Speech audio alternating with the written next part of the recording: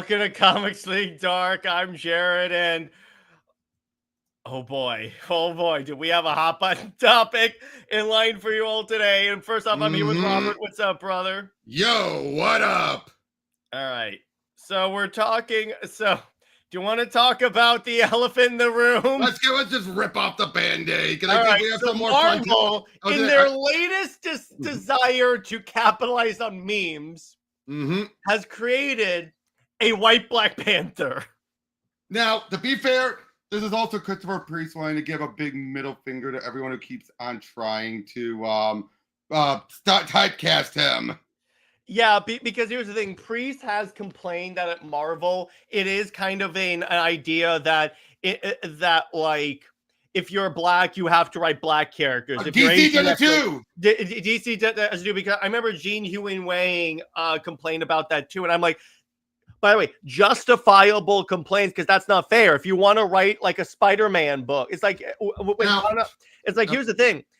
Did you know that when Ta-Nehisi Coates came to Marvel, he wanted to write Spider-Man, but they were like, no, you can make a political statement with Captain America.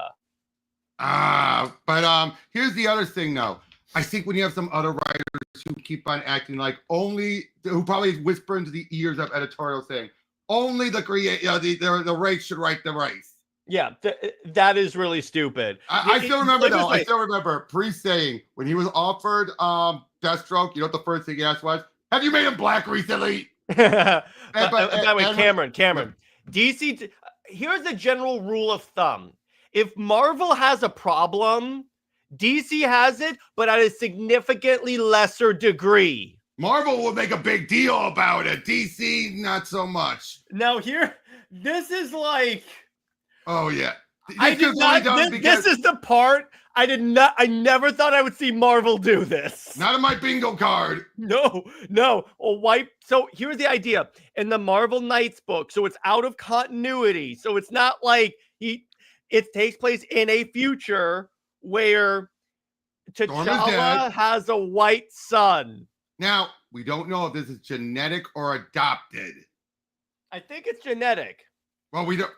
But to be fair, some people have said that's not how genetics work for a mixed race. The way his hair is. That's true. But like again, but it's like the very fact. Hey, what's up, NJ? The very fact that they made him Black Panther, I'm like, and they recreated the meme. That's Joe Quesada did it again. That's the only reason why they got away with it. It was Priest and Quesada. And Quesada, people have been sharing Ryan Gosling memes like, I've been preparing for this moment. Well, duh, they were. Like, he'll finally play Black Panther. Yeah, that is really, really, really stupid about that. Okay. Now, in fact, get this. Did you know also he was offered Firestorm, but he was like, "Oh yes, think it was gonna be Ronnie." Then he found out, wait, who's this new kid that's black? Wait, what? Forget it. Yeah, exactly. What's next? The privileged and loved X-Men. Yeah, Priest loves controversy, but in the worst way. Oh, and Brit's here, so I'm going to play her intro right about now. Sorry, Robert. He's back.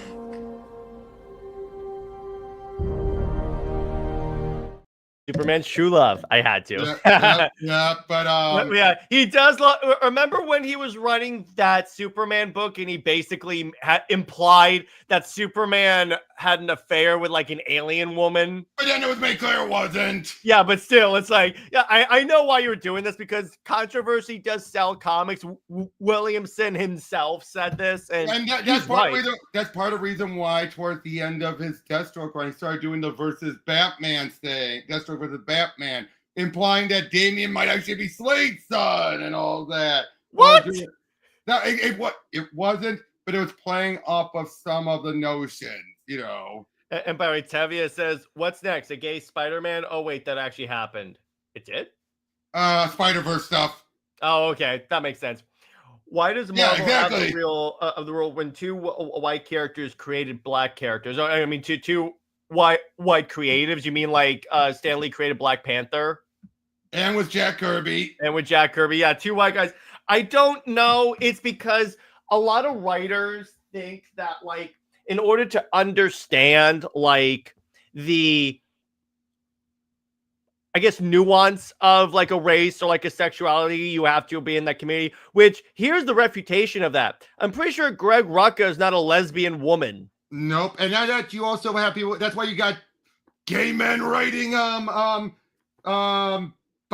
and all that. And we all know that doesn't necessarily lead to the most positive representation. And worse, these people think everyone agrees with us, and then you feel like you said, Yang and Priest, and I'm pretty sure McDuffie hated that. McDuffie really, yes, he liked adding John onto the Justice League, but even he didn't want, and same with Priest, but even he didn't want to be railroaded.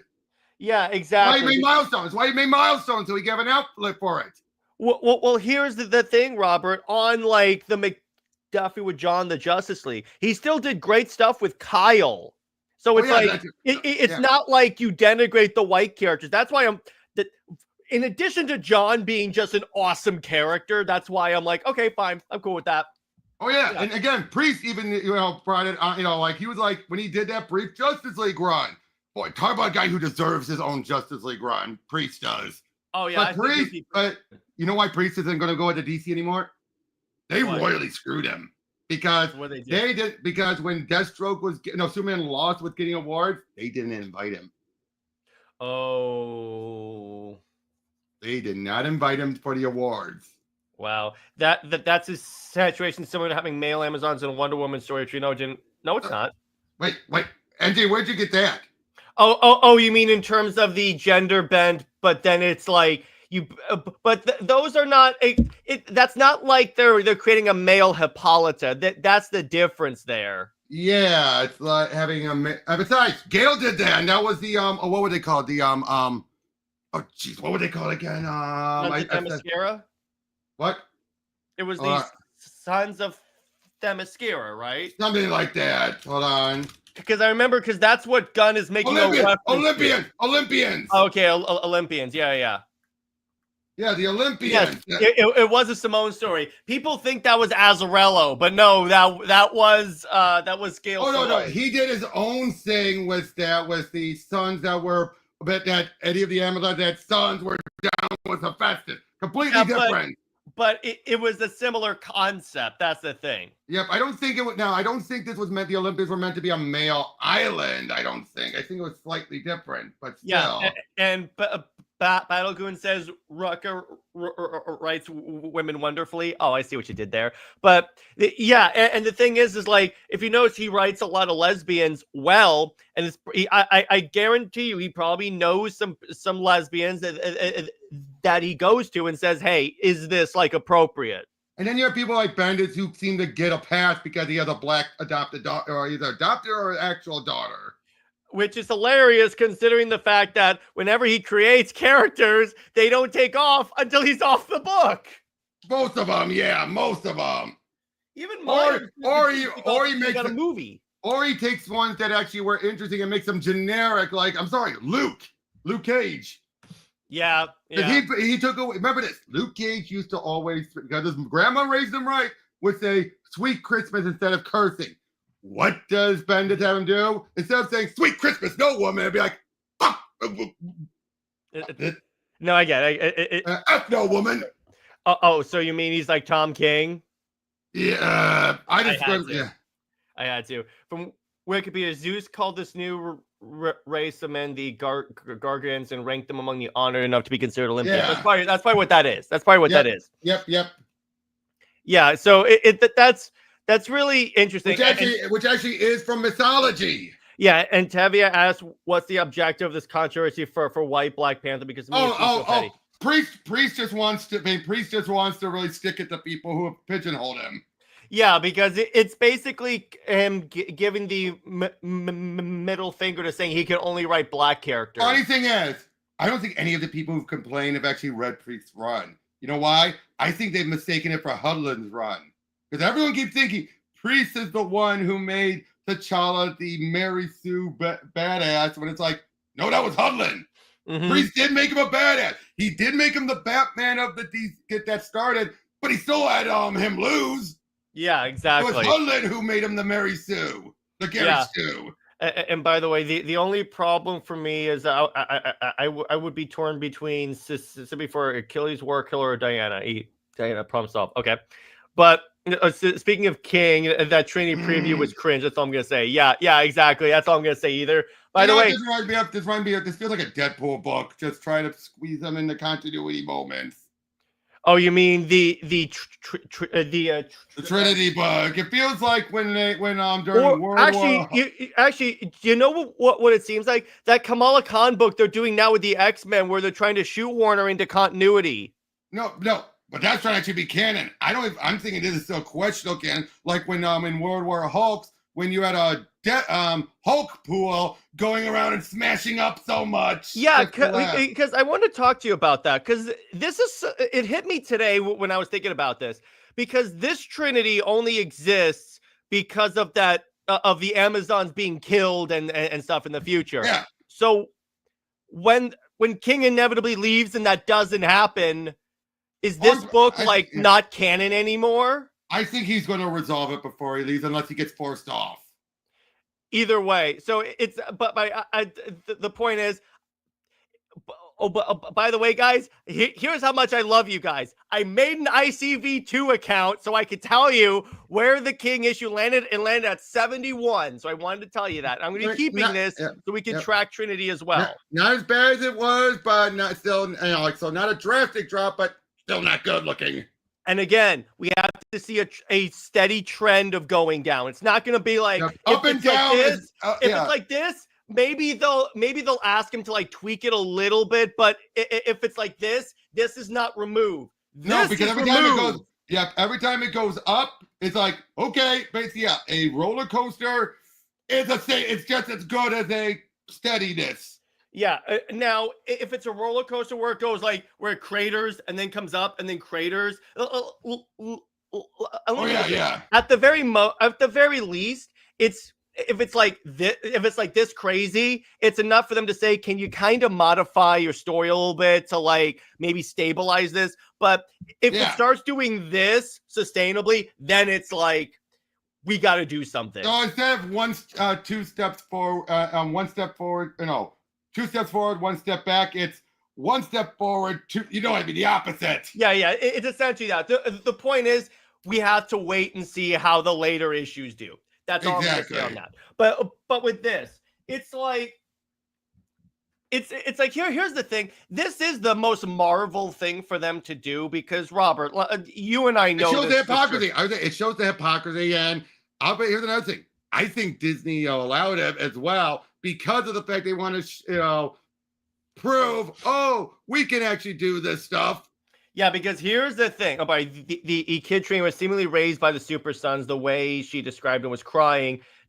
Does this version of Trinity grow up without a mother? No, what we're saying is... we don't know. That's the thing. Well, depending on how this resolves and where King, leaves the Wonder Woman book, it's like, if that future never happens, then that book does it'll still come out, but it's like it won't be in continuity. Now, just to make this clear, that doesn't mean Trinity's gone. She's been born and created already. She's born, but I'm saying actually, when you think about it, all 3 of those versions of Trinity, assuming that future doesn't happen, don't exist. That's true, because those events don't happen then. Well, it's more of a case of it's Schrodinger's continuity. I mean, it depends on what they do, but I highly doubt, because this would be, for lack of a better term, I know it wouldn't be this, but I'm going to use it, the retcon of Trinity.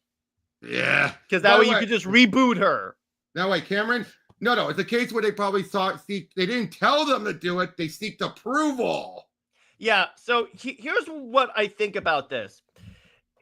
This is also exposed, it's Diana to be a deadbeat. Well, we all know he doesn't like Diana. But here's the thing. Yes, you are right, Robert. This is exposing a lot of the hypocrisy for people that were for race bending characters. And I go, okay, so wait a second. What's the difference between this and making Sam Captain America? Yeah, I want to make this one clear. This does not mean that Priest is on the right wing. He's just a guy who, he's left-winging. He's as left-wing as they get, but he is also the type who will call things out And in this case, it's like, yeah, it is hypocritical. Yeah, no, exactly it is, because it's like, again, what's the difference between this or making Sam Captain America? Exactly. That's it. Well, the thing with Sam, at least Sam, you could say he actually is connected. You're not making a new character. True, but it's like this would be like if Asbad happened, but Azrael was black. was it actually? Here's the better idea. What's the difference between this and Riri? Good point. That's exactly right. That's exactly right. Because here's why. This was, if they wanted Ironheart to actually fit, it should have been Rhodey's daughter. Oh, that's what a lot of people say. And and by the way, a Bat Lagoon. We don't know when this Diana died. We don't know that. That's the big thing. We do not know when the Amazon. At the very least, I'm fairly certain it's based on that preview, because Kid Trinity is crying about not having a mother or a father. So I'd assume it happened before this book starts. Right. I'm just wanting to point that out. We do not know, so that's up in the air. Yeah, but you may be wondering, why did He Who Must Not Be Named? Why didn't he use Rhodey's daughter? Because he wouldn't get royalties. It would be considered a Derivative. Exactly. It's the same reason why King does not get royalties for Trinity, because she's a derivative of Diana. Exactly. Yeah, so that's the thing. It's like that's the hypocrisy, because if you're being intellectually consistent, either you are for race bending or you're for not race bending at all. I'm against it totally, because I think it's insulting to the awesome black characters that already exist. Well, again, here, Britt, if we assume that this is after Diana's death, then that means there are no Amazons to raise her. Yeah, exactly. So it's like, which, to be fair, if that's the case, that would explain a lot. Yeah, it's still stupid. Like, it is stupid, but it's not as bad as if you're wondering they never even gave it a chance. Like, she never had a chance. Yeah, but and no, King is not Voldemort. No. Not yet. He's rapidly approaching that level. The only reason why I took him off the He Who Must Not Be Named is because I talk about that run too many times. It got ridiculous. Slipping up every 30 seconds. That happened multiple times. Yeah, so I'm like, no, you know what? I can't do this. Yeah, they're turning another character black. Yeah, that's what it is. Because here's the thing. It's like when they announced the Ta-Nehisi Coates Black Superman movie. You know what? The number one result that response that I saw.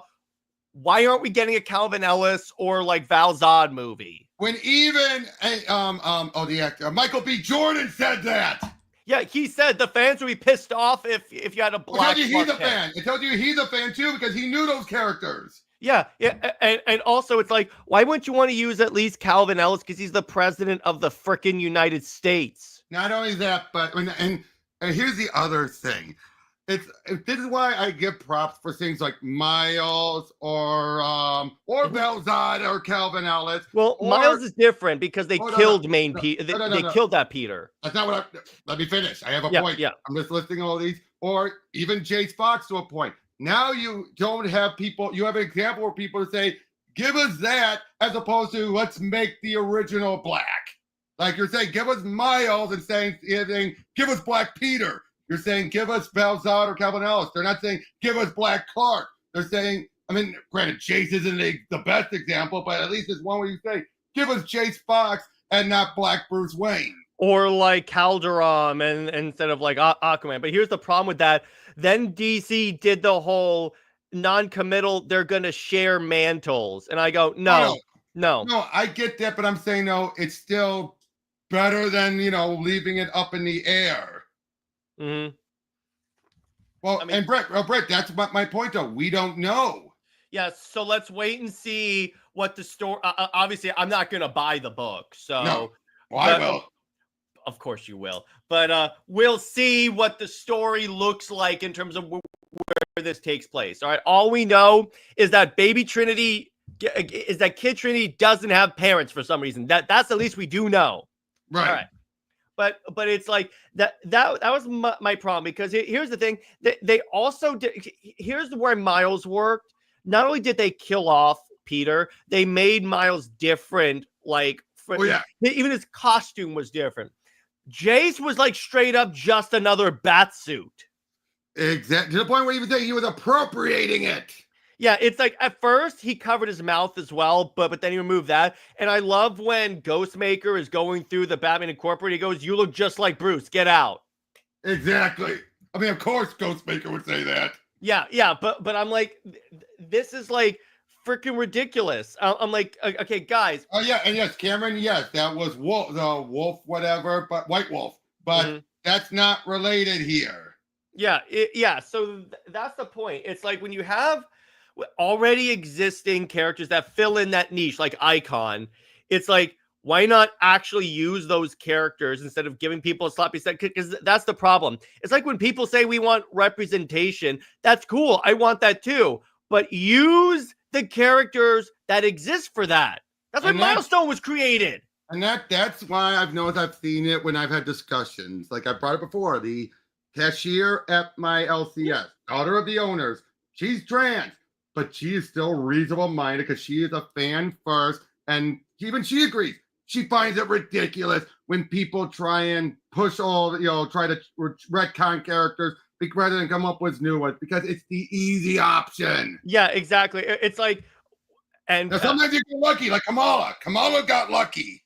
Well, it's because Kamala at first, her like race was not all she was as a character. She was more of like a return to that Peter Parker rediscovering the Marvel universe kind of idea. Oh yeah, but it's exactly. Like, but it's like I encounter this a lot with the Wonder Woman fandom, and Robert, you know what I'm referring to, because it's like, because here's the thing. She bangs. That's all they care about. Well, here's the thing. Did you see the Pride issue where so they have Diana show up, but just to get cancel cultured?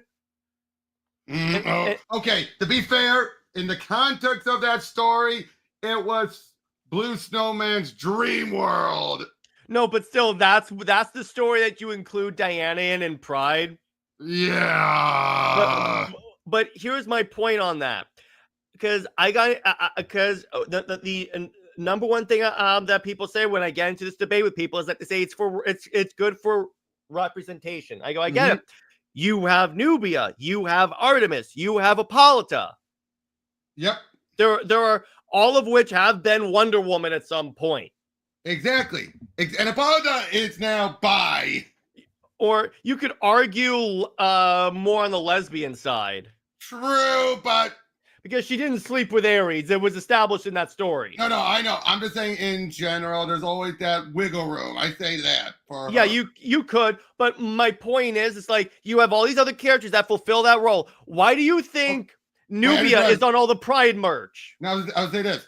With Hippolyta, you kind of need to in case you go back to the Zeus origin. Otherwise, that has bad implications. Okay, yeah, exactly. But it's like with Nubia, honestly, that's why they keep Nubia there. Yeah, Nubia is there, and she works because she's been a good character. She's been developed so well. But I'm saying she's the one they put on all the Pride merch. And here's another character that was done for representation and created for representation. Crush! Yeah, exactly. People like her. Lesbian Lobo. Yeah, exactly.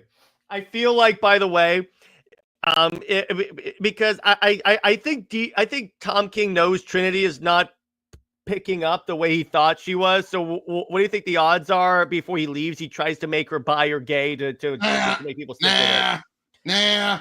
Yeah, I was saying especially when the future's still up in the air, like that future might get removed, and he doesn't want to say the kid is going to be. It's the John situation. It's the John. Yeah, exactly. It's the John. No, I don't think so. I really don't. But with think that, so.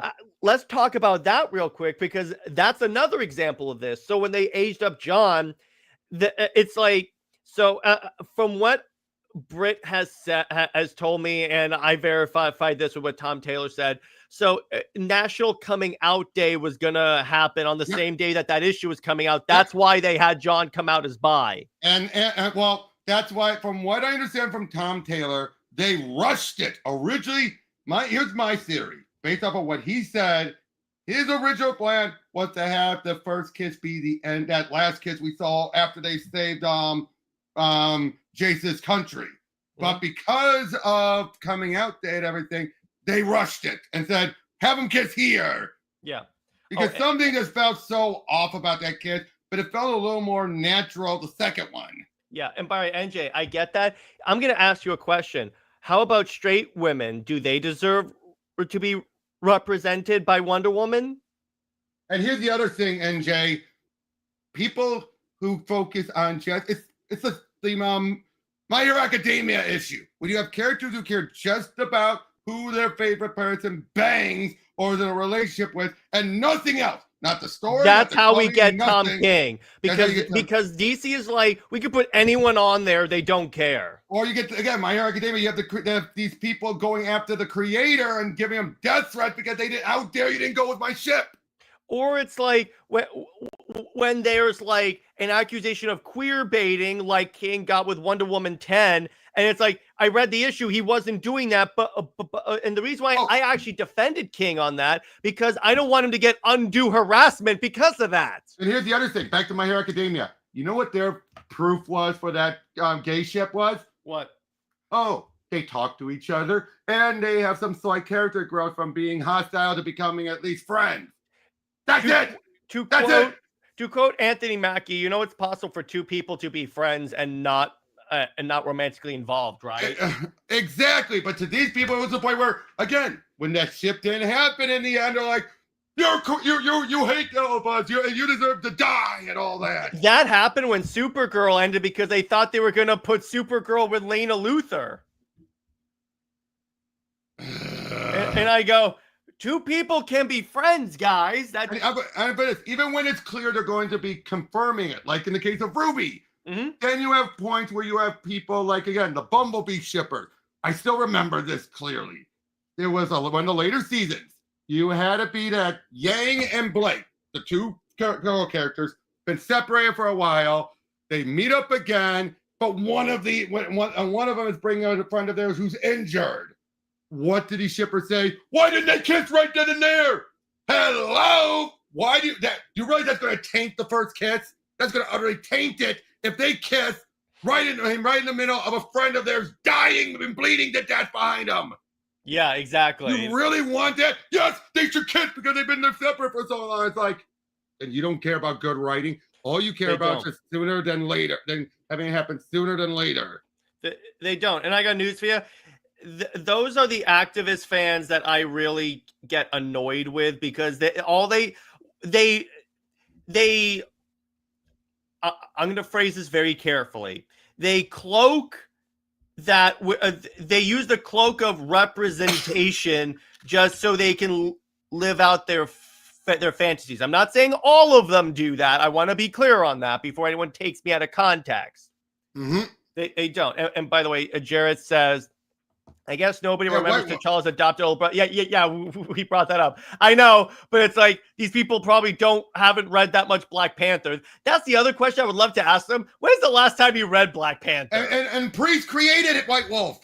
Yeah, exactly. Balgun says, I liked Yang and Blake, and I get they're both bi women, but I feel like they don't have that much in common. They were shipped because you also have the people that are like, oh, opposites attract. And I go, well, to be fair, there was some ship teasing. And like in the second season, so this will be considered during the good season to some people, when they had the school dance, you had a bit where Yang says, I'll save you a dance.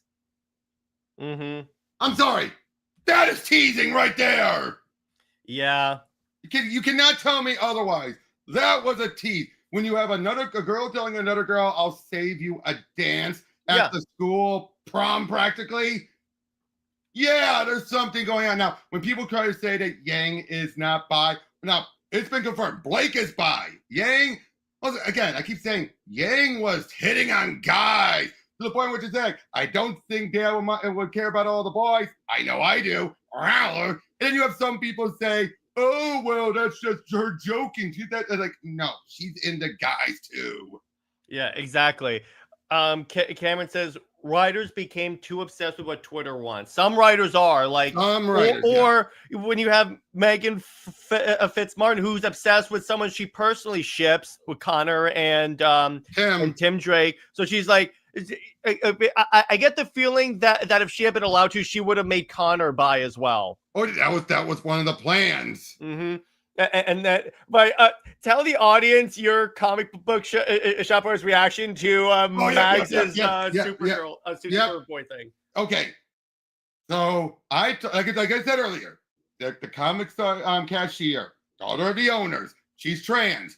I brought up there what Mags said. Mags's justification for wanting to make Connor trans because of the buzz cut hair and having an earring in his introduction, saying that is clearly queer stuff. And even she's like, "Oh, does she not know how people were in the 90s?" And I even said, "Yeah, I mean, yeah, one earring on a dude was quasi, like not guaranteed being queer, but it was one that would raise your eyebrow. But the partial buzz cut, no, that was not a queer haircut."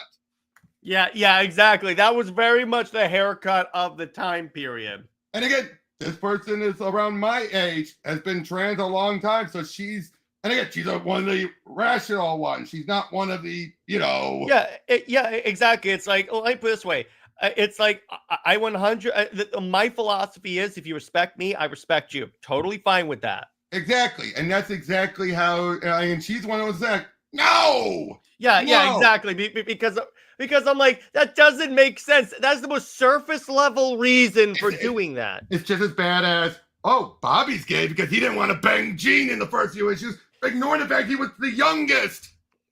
I know. He was 13. That means he was barely. Yes, you could make the argument. Oh, that means he should be like. No, he's barely getting out of the girls have cooties phase. Yeah, exactly. And here's the thing. Going back to John, that's also why they can't de-age him, because guess what? No. If they de-age him, what's the conversation going to turn to, Robert? Like, oh, does that mean he's gay as a kid? Yep. We're gonna be talking about. Bye. Sal from Comic. They mean gay. Sal from Comic Pop brought this up, where it's like, yeah, it would later turn into we're talking about the sexuality of a child now, and no one wants that in comic books. Exactly. Oh yeah, we have Red Panther at DC. Yeah. Oh yeah, Red Panther. Isn't Red Panther the Black Panther of the analog from that Justice League run? Yeah, but the villainous one. He's villainous. Wonder Woman was shot or something like that. It was in Justice League Rebirth. Yep, right at the neck. Yeah. I was like, that is like, I love that. That was Priest. When they had him fight the Justice League. Oh God. Mm-hmm.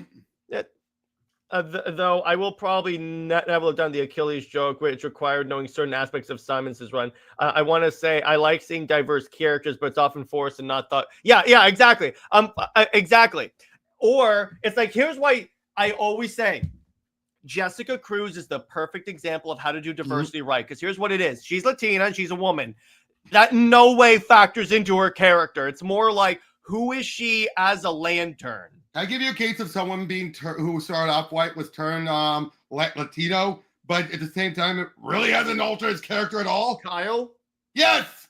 Yeah, because it's like it was Yara, so casual. Yara, no. Because here's the problem with Yara. Joelle Jones got accused of doing a bunch of like stereotypes in that book. And Simon kind of, sort of. Like this way. Simon's good as a concept, but it's like you didn't do anything to the point. I'm going to say this. So I was watching the special features for Batman Ninja 2. Yeah. So they talked about, first off, DC requested that the Green Lantern in the movie be Jessica. So I'm like, yes. So then. She has a little stuffed bear on her shoulder. So the artist literally says, I read that Jessica Cruz has a sidekick named Simon Bass. Oh, he's right. It's Red Lion, not Red Panther. Red Lion. I was like, yeah. Yep. And wait, what do you mean? What about Static? Static is Milestone. Yeah, he's not like, yeah, exactly. I'm sorry with Yara, I think she has potential. Yeah, she has potential, but they keep doing the and like this way, Tom King making her the one Tom King making her the one that swears the most is not helping. Josie Campbell did not. Josie did not in her Amazon's Attack.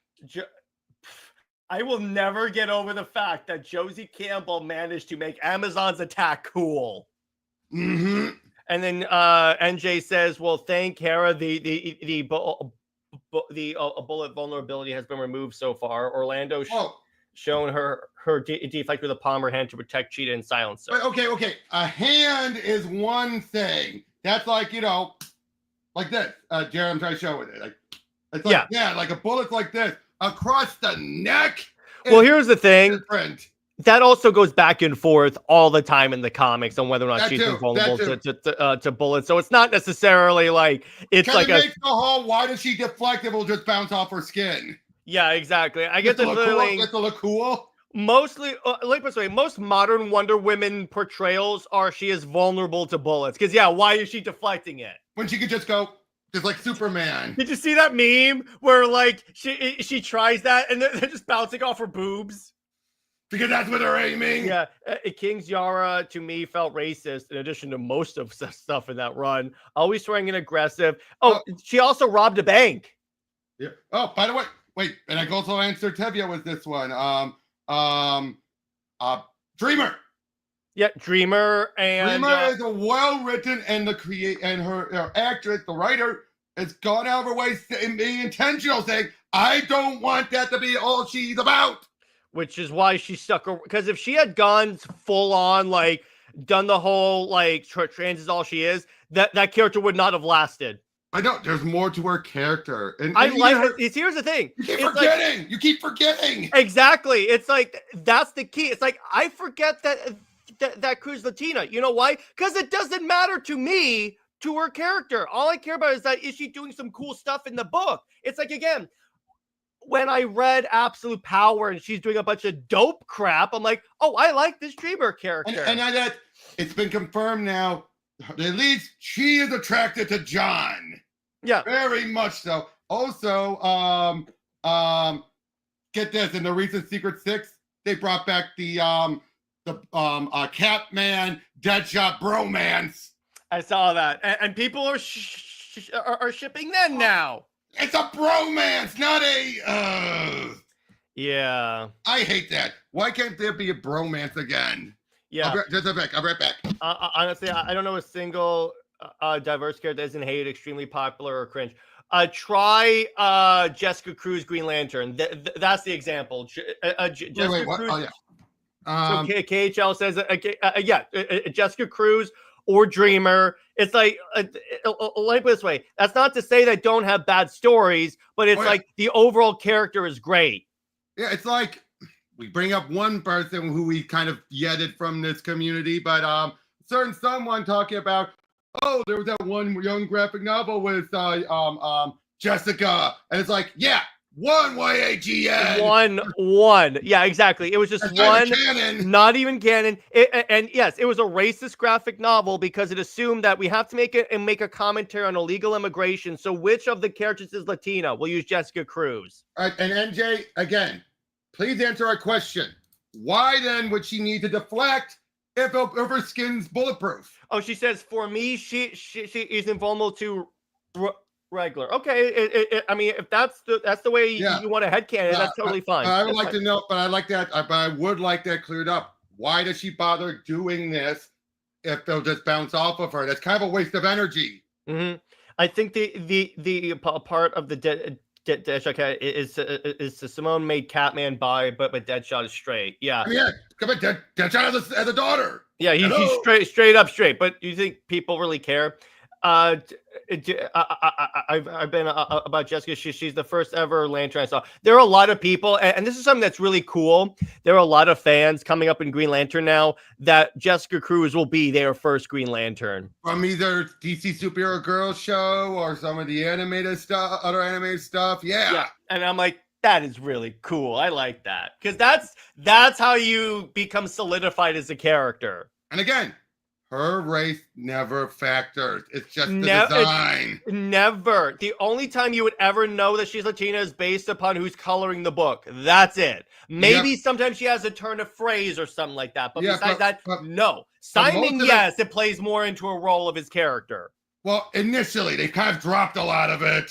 Initially, yeah. I think for Diana blocking bullets, it's inconsistent if she has to, which just speaks a lot. Yeah, exact. Well, let me put it this way: it shouldn't bounce back and forth like all the time. Yeah. They should go. It's like It's saying like a Superman flying. can sometimes is What? sometimes invulnerable to regular rounds. It's like does she fly or doesn't she? Yeah, that goes back and forth. Why does she have the? I still say Rucka had the best explanation for why she keeps the jet, because sometimes I have passengers or cargo I need to bring places. That's And it. again, even in DC Sonic, they reference that, and she said she loves the feeling of being in a cockpit. Yeah, that works. And I'm like, okay, there you go.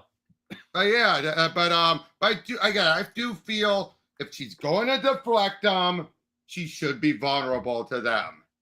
Yeah, at least in this region, like, sure, like, hands, okay, it's fine. Now, then why do you think she has a tiara on the forehead? It can't get her. That's true.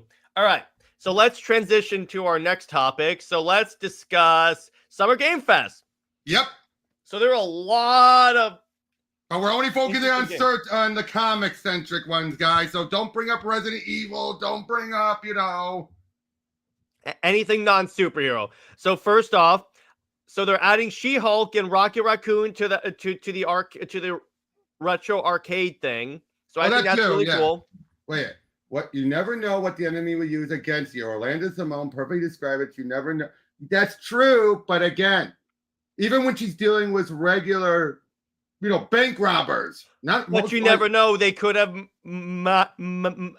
magical guns. That has happened before. That has happened, but wait, but I think it's just like Diana's like, in the off chance they do something like that, I might as well. That's a way to explain it. But that is a bit of a stretch, in my opinion. It's all good.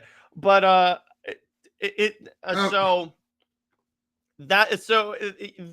in terms of like the announcement for Summer Game Fest, a lot of Marvel games, a Deadpool VR game, and it's kind of funny. Yeah, you do have some Deadpool comic fans going that they missed the way Deadpool was before the movie came out. What? This is basically how he was even beforehand. They're forgetting that. That's the thing. What? Are these people thinking he was the serious one when Liefeld created him? They think that he was less like referential under before Ryan Reynolds did the character, and I'm like, no. There you go. He's getting his book. He's getting his books. There you go. All right, there you go. I love how you just throw the headphones down. I love it. Wait. Actually, no. I forgot something else. Okay. Yeah, but the Deadpool VR game looks really cool. Of all the characters that are getting a VR game, Deadpool is one that I wouldn't expect. Really? Yeah, exactly. Yeah. There's so much. Again, it's like a lot of these people probably don't read Deadpool. I mean, come on, this one alone. Deadpool's Secret Wars. Yeah, exactly. That was referential up the butt. Mm-hmm. Yeah, but yeah. Come on. Mm-hmm. But yeah, so I definitely really the trailer for that. It looks really like. Really I didn't mean to blow up like that, but just. No, it's okay. I love how you just throw down the headphones and get the books. That's great. I love that. That's a Comics League moment right there. But yeah, so I like that idea. That new Marvel fighting game looks really cool. Looks really enjoyable. It does, but I will say this, and I said this on JJheat stream last night. If people are saying, "Oh, they killed Injustice with this announcement," unfortunately, Arc System their games are good, beloved. They're never big sellers. Yeah, and people are like, "Oh my gosh, there's so much hype." The minute they release a trailer for Injustice, they're just going. It's going to go right through the roof. The minute they release a trailer for Injustice, they'll go, "Injustice just destroyed that Marvel game." Something like that. I mean, if they're in a dream world, I hate to say this, they're living in a dream world. Yeah, exactly. If they think that Injustice, it should just get canceled now. And I'm like, look, see, here's the thing. Do I want injustice? No, but if it means DC gets a game, because here's the thing, DC needs games. Yeah, random. We're about to get to that, random. We're about to get to that. Yeah, we will. Trust me. I wanted to bring up the Scott Pilgrim anime. I mean, that's the comic. Yeah, you could talk about that. That's fine. Because okay, I can't say who here. This is just you and me. Have you played the Scott Pilgrim beat 'em up? No, I only read the first volume of the comic. Oh, that beat 'em up is good. It's what helped slowly restart the resurgence of the brawl, the 2D retro brawler beat 'em up. I mean, the people that made that made Shredder's Revenge.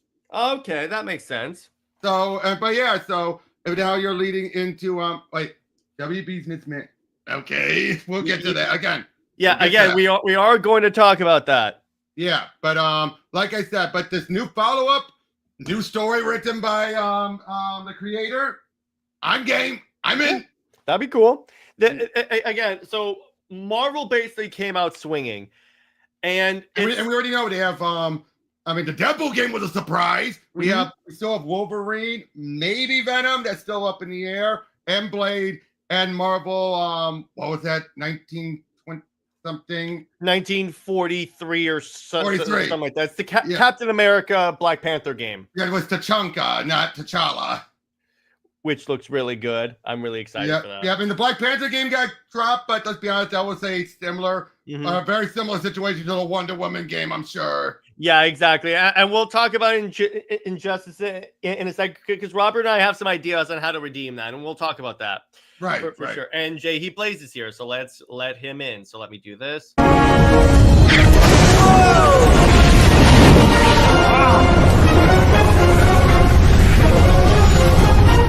Yo! Hey, JJheat. Flame on. How's everybody doing tonight? Good. We were just talking about Summer Game Fest. But beforehand, can we get your quick opinions on the White Panther stuff? Yes, please. So what do you think about White Panther's White Sun? Black Panther's White Sun. All I'm going to say on that is that the fact that they literally ripped off a meme tells you that Marvel, that this whole Doctor Strange Doom, whatever they got going on right now, ain't selling the way they want it to.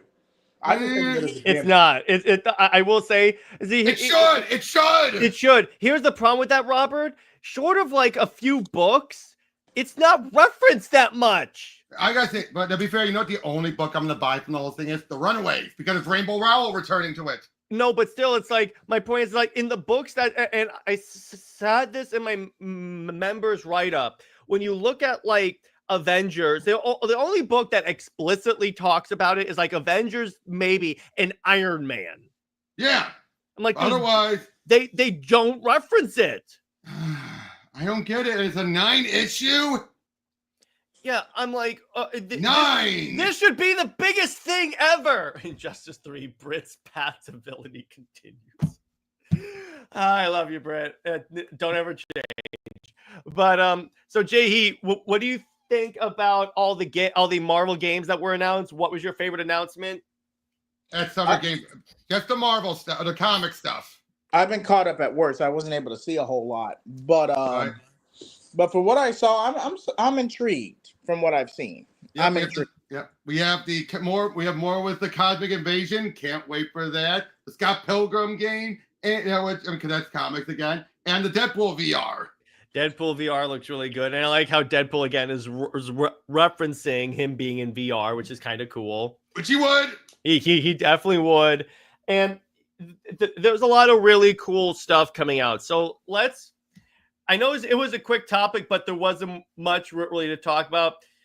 But it helped lead us into this, because everyone's asking about it, so we might as well just talk about it now. DC needs to catch up here because they got their asses kicked. Now, okay, but I'm playing devil's advocate here for a moment. DC clearly was banking on what WB games, as we already know. This is still fallout from the from the mismanagement of WB games. This is still fallout from that. Yeah, because they were banking on Suicide Squad being their big game. It's like it would still be going by now into its other season and everything. Yeah. And they were probably banking on that Flash game doing well, coming out. Yeah, and like multiverses and such. So that's multiverse. They were banking on stuff that just bombed because of the old regime. and And here's the thing. Tevia.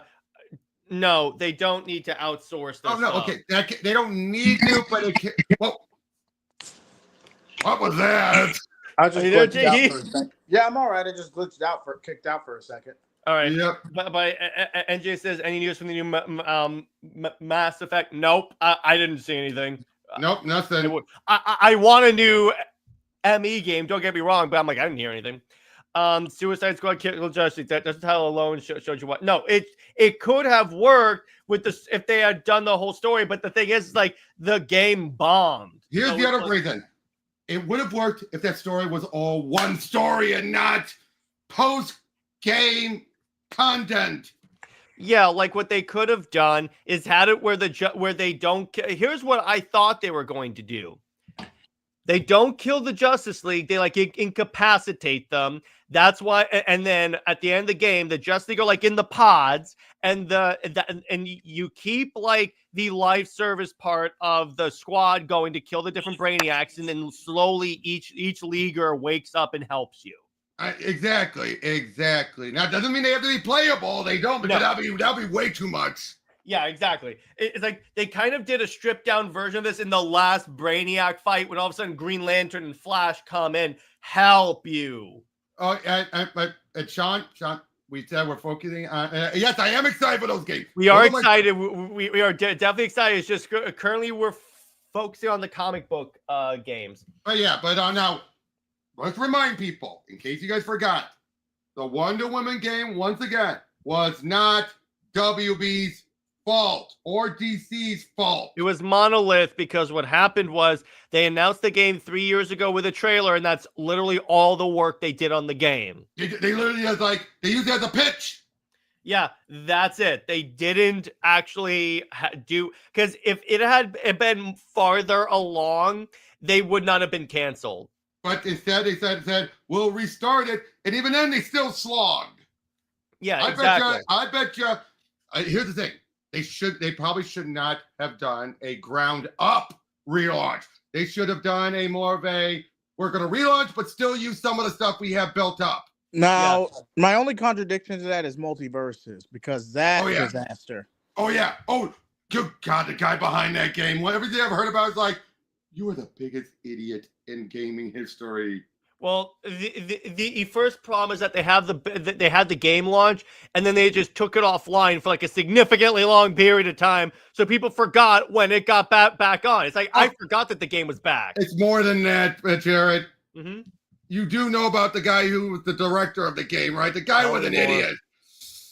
JJheat, do you know? Because I'm trying to regather what they were, but I do know I can't remember his name, but I know who you're talking about. Yeah, but the fact is, he just came up with so many dumb plans, and so much high expectation that people were just going to go his way, and it was just like, and again, he was the guy. He was one of those game directors who was like, "I know what's best. You all are idiots."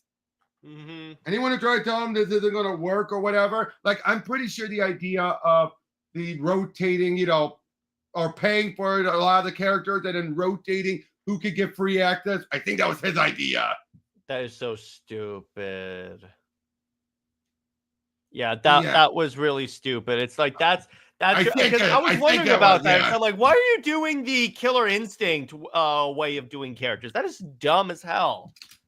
Yeah, exactly. And then Random says it doesn't make sense why DC was so invested in live service BS, especially when the live service games are volatile as a business model. Here's why, Random.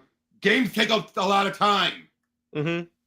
Games take a lot of time, and when they started it, it was the new hotness. Well, the other thing is that they figured that they could release a half-done game and then complete it as patches. Yeah, exactly. And that was the downside. I mean, look at what happened again with Gotham Knights. It's painful how much that was a live service game because of the rehashing, reusing mission. I'm sorry. That still ticks me off about that game. I love the story, but the gameplay is a slog. Yeah, it's like there's too much like go and interrogate these enemies, but see, here's the thing: certain enemies spawn sporadically for like specific gangs. So you're like, go interrogate like 5 freaks, and then it's like I'll get to like the 4th freak, and then the 5th freak won't spawn in for like a long time, Like a day. Yeah, and I go, what? This is dumb as hell. And by NJ says, do you think there was a point? There was a chance for the No. No, now Revive. I think that there's a chance that we get a Wonder Woman game. Yeah. Now, NJ, here's the thing I remember: you can't just hand off a game to another production company that easily, especially when it's something like Monolith. Yeah, because here's the thing: Warner Brothers copyright, or however the term system. is, the Nemesis Trademark. system. No, copyright. No, you're right. They did copyright. Yeah, a trademark. So no other studio could. So even if like another studio picked that up, they would have had to either pay WB for that, so adds to the production cost, or they would have to more realistically strip that out of the game, and that was like a major part of that game. And random, no, they don't deserve it for WB screw up. WB game screw ups. Mm-hmm. DC does not deserve it. Yeah, it's just like extreme mess. The management people deserve all the reputational hits they're getting, but not the overall DC thing. I'm sorry, I definitely disagree on that. Yeah, it's like, I mean, and again, games take time. It's why with Injustice, why it's so painfully obvious that's gonna be the next game. Why? NetherRealms, 3 years. And at least they release a game that's playable when it comes out. Yeah, exactly. It's 3 years. It's like again, but I think all 3 of us agree on this, and we talked about this on 2 Capes. The next Injustice game is gonna be the last one. Yeah, agree. They need to end the story there. Yep. With Flash and was there a Constantine game? It was. I think it was one of those occasions where it was proposed, but it wasn't actually greenlit. Yep. And Sean, no, Rocksteady is exclusively for WB Games. They are exactly. They can't do that. Nor the only company that was allowed to use other licenses was Tall Tale. Mm-hmm. The Lego games. Yeah, that was the only one. Mm-hmm. Which is how we got the Marvel games and the DC games. Which I gotta be honest, that would be a fun way to do a Marvel DC crossover game. And I think there's a game people keep forgetting about. We had Arkham Shadows. Isn't it sad how that's kind of died down so fast? Yeah. NJ says, can we agree that WB acts like a circus when it comes to handling? Yeah, I do agree with you on that. In terms of the movies and in terms of the games, yeah, to a certain degree, they do act like a circus. Yes, exactly. I will agree with you on that one. But they are trying to get out of it. Let's be honest. They're trying to, but the problem is that there's too many other creatives that kind of screw it up. Oh yeah, big time. Brett said it should have ended with the first one, Injustice. But I'm like, Brett, the way the way capitalism works is if it sells, you go all in on what sells. So I'm pretty sure NetherRealms, because they don't want to, in the off chance that they get sold off, which not likely, but if they do, they want to at least have the story finished. And random, not happening anytime soon. See, here's the thing. If you think doing Marvel DC comics would be complicated, doing games and or movies would be infinitely more complicated. Again, comics you can get through with a few months. Games, nuh-uh. Years. And because games take so much longer, you could have someone that doesn't like DC come into Marvel and go, nope, we're not doing a crossover with DC. They cancel it.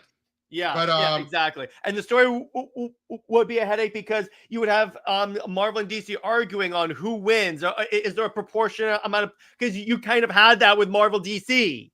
Or the original JLA Avengers, the original one. Yeah, that's why it got canceled. Yeah, exactly. So I'm like, honestly, it's better that we don't. It's better for both brands that we don't do a fighting game. I know it makes sense, and it does. But it's like, it'll be so much more of a headache. And Tevya, they won't be going to art because, again, it's cheaper to do it in-house, and they have NetherRealms. Why would they need to go to outsource this? Yeah, they're not going to outsource. We just said they're not going to outsource. Well, I wouldn't say not. I just said I do feel they're more light and are open to it if they really need to chunk stuff out. As of now, they're not likely to do it. Yeah, they were talking about it, but didn't go anywhere. Yeah, exactly.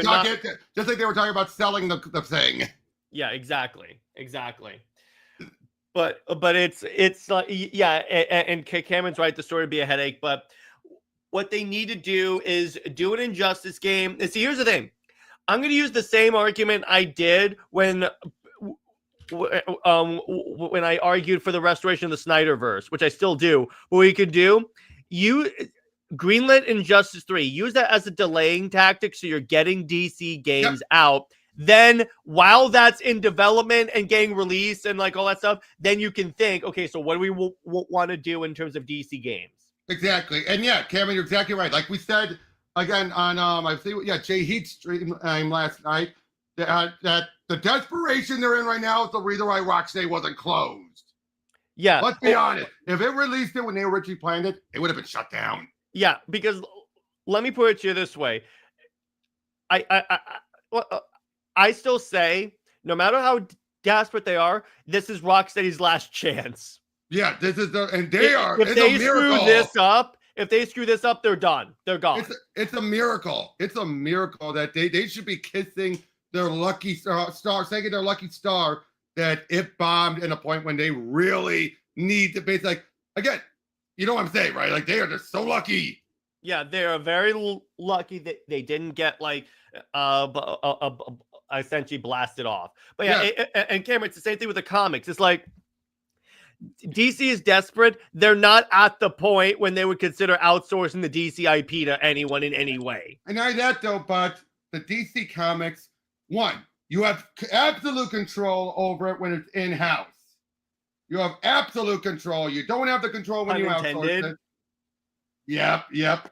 And then number two, you the other thing is that even if you shut down DC Comics, that's pennies. Yeah, it's not that big of a. I never get when people say that. I never get when people say, "Oh, they're going to shut it. They're guaranteed to shut it down to save money." It's like if they're going to shut it down, it's not to save money. It was to the point there was a narrative going on in 2020 that they were going to completely stop publishing DC Comics anyway and just shut down and not even outsource the company. I go, they're never going to do. And especially they're never selling the IP unless that's like the last resort. Absolute last resort. Agreed. I do say that if the DCU fails, like the gun DCU, they may at least sell the movie rights to someone else. Wait. That would be a worst case scenario. What do you mean by that? Like, if it fails, like it. That sounds like you're making a comparison. No. I mean, if the DCU fails, like completely fails and falls, like if this attempt at the movies fails, then that's I think they at least sell the movie rights to a different studio and say, we're done. Possibly. Yeah. But if they ever do an Injustice 3, which I personally don't want, I agree with you. They better not use. No, they're still going to use evil Wonder Woman, but the way Robert and I kind of wargamed it is the way it should end.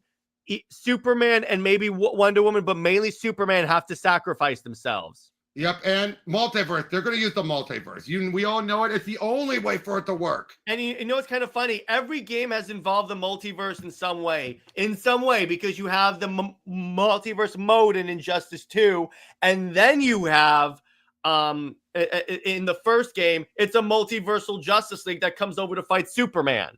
Exactly. Yeah, and by the way, exactly, Cameron. There's even if that would work legally, there's no way that would be a good thing for DC to be bought by. No, DC. And I'm positive. Brad, I know comics aren't the big conglomerate, but I'm positive even that would be a little like, excuse me. Mm-hmm. At least DC isn't a better thing because movies, not comics. And they canceled the game, so yeah, there is that. Yeah, money sink again, a money sink. Yeah, exactly. But see, here's the thing: it's like at least Transformers 1 is getting a sequel, which I'm happy about that. It is. I think allegedly. It's confirmed that it was successful enough to do a sequel. I saw, boy, and they were saying that was completely off the table. It didn't do the numbers they wanted, but I feel like with the recent traction the movie's gotten, it's enough to at least warrant a sequel. And probably sales from digital and physical. Yeah, and it got enough like positive word of mouth. That's like, see, here's the thing. Transformers 1 was just a victim of bad marketing. That's what it is. Because when you look at that first trailer, it makes it look like it's a Pixar movie. Oh, yeah, but I loved it. I loved it. That was the best Transformers movie of all time. I will make that movie of all time. No, the original. No, the original one gave PTSD. Okay, I'm not gonna argue that one. Oh, okay. Yeah, I'll admit Transformers 1986 is dark, but it's hands down the best movie in the franchise, hands down. Plus, you know, it's just a toy. It's just a way of getting rid of the old toys so they can bring in new toys. It's a glorified relaunch, but the story makes up for it. Jared, I did make a good point. If Disney ever bought DC, you'd have Wonder Woman as a Disney princess. You already do. It's called Absolute Wonder Woman. She's talking to birds. No, but I'm saying no. I mean, literally, she would be an official, kind of like how Leia is kind of a Disney princess. How much you want to bet that they would turn? We would get a DC park in Disney World. Not for a while because there's already too many things in. It's like how Universal had the Marvel license for so long because of their agreement. There's already stuff in play that would prevent it. A lot of here's the other thing. Here's the other thing. It's like, knowing my luck, when it does happen, it'll be in the California park and not in the Florida park where I live. I'd be going to Avengers Campus every day practically if I could. But I'm like, no. But wait, I thought you live in Florida, not California. No, I live in Florida, but I'm like in South Florida. Okay. But yes, it would never happen because antitrust. There's no way the government's going to let that go. Again, comics might be small enough that they might. But Disney would be owning the IPs to the biggest superheroes on the planet. There's no way they're going to do that. Again, Congress would just probably shrug about it, to be fair. I hate to say that, but they probably would shrug because they're not like, the IPs might be billions, but like you could look, that's like a spread across multiple things. Whereas when it comes to, say, video games, you can say the whole industry is billions. A question: is there a new Star Wars game coming out? I don't know. I heard rumors. No. There's the Fortnite. There's the Fortnite stuff. Yeah. The Fortnite skin and rumors of a third and final trilogy game for Jedi Fallen Order. Which allegedly. Did you guys see how Battlefront 2 got like a lot of resurgence by players because they won a Battlefront 3? Pretty much, yeah. By the way, I would like that. I don't think it's going to happen, but I would like it. But Terry says, speaking of DC games, how would you guys make an action adventure game similar to Superman? I guess make it. I don't. Yeah. No. Okay, we've been over this before. A different one. No, I don't think he was there for that one. Yeah. Hi, Emily. We have already discussed it. They're not doing the movie. No, they're not doing. No. They're not going to replace T'Challa with a white guy. That ain't happening. That is suicide. That is not happening. I guarantee you, that is not happening. That would be hilarious, but they're not doing. That is something people are mocking. That's what Marvel is mocking. But it's really people hilarious. Are making. But by the way. I just found out an upcoming game that was announced. It's an indie game, not a big name. Have you ever heard about this one called Mouse PI for Hire? Think Cuphead, but an FPS. With Mickey Mouse. They got Troy Baker, the voice of the main character. Yeah, but NJ says, do you think if Superman flops, it would have to flop? Well, it would have to flop. No, WB will sell it. No, I don't think they would. I think that what would happen is that if Superman like flops, the universe will be canceled and they'll just make solo projects. Exactly. Trust me, NJ. IP selling is absolute. Like, I think they'll sooner go bankrupt than sell DC. Let me put it. Here's the scenario, and this is a very specific scenario. Like, this is Stars Align scenario. The comic book, there would have to be another comic book like market pop like there was in the 90s, and DC sales would have to completely spiral down the crapper, And the so it's not merchandise stopped profitable selling. in any way. And the merchandise stopped selling, and Yeah, all because movies here's the bombed. secret thing. The merchandise is why a lot of this, because that's partly why female Thor and like Squirrel Girls stick around, because they sell toys, action figures, and T-shirts. Exactly. Their comics may not sell well, but their merch sells well. Exactly. So trust us, NJ. It would take an extreme case of it. Like I said, they would sooner go bankrupt than sell it. I think overall bankruptcy on WB. And but I want to re-highlight. Okay, yeah, we are already talked about that. But new general. Okay, what other genre do you think? Batman detective, Batman noir game, that'd be fun. Or you know what's coming out? It's called Dispatch. That's honestly a cool idea, where you're playing as like a dispatcher on the Hall of Justice. You have to send the Justice League to their missions. Can I ask one thing? Who's in charge of that marketing of that DC Dark whatever game? Oh, with the crazy stuff like Batman jabbing a needle in the Joker's butt and everything. Like, what the Oh, those commercial things? Yeah, that's weird. But do you know in that game they confirmed Starfire is pansexual? No surprise. Yeah, and I'm like, you took a panel. They took a panel from Teen Titans where she's talking about how like the Tamaranians love everything, and then they took that as like it's like when Wonder Woman fans think Wonder Woman is pan because she loves the world. And Robert, you are muted. Okay. Hello. Okay, now I can hear you. What'd you say? Here's the problem, Random. The reason why that happens because Batman games sell. That's why. Yep. But wait. What do you think, JJheat? You got cut off. I was saying so that people are saying Starfire is pan now, or like I think it's also because compared to Wonder Woman, the Tamarines, especially through Starfire, are known for being sexual. And the whole kissing to learn languages. That's why it's a little more justifiable with Starfire, where I'm like, okay, I can buy that one. The Amazons are not known solely for being sexual. That's part of it, but it's not everything. By the way, the main problem DC with DC game is that they only have one company working on their. I think you mean IP. It's the same in the comics. They only sell the license to one publisher in all countries, unlike Marvel, which sells it right. First of all, they do that specifically for kid game and the kid stuff or adventure stuff of specific IPs because they don't want to bother or have anyone who's interested in doing it. Because I'm pretty sure there's no one at Marvel who's interested in doing the kid books anymore. No, absolutely not. There's no way. That's why they know there's a market, so they would send it to other people for that.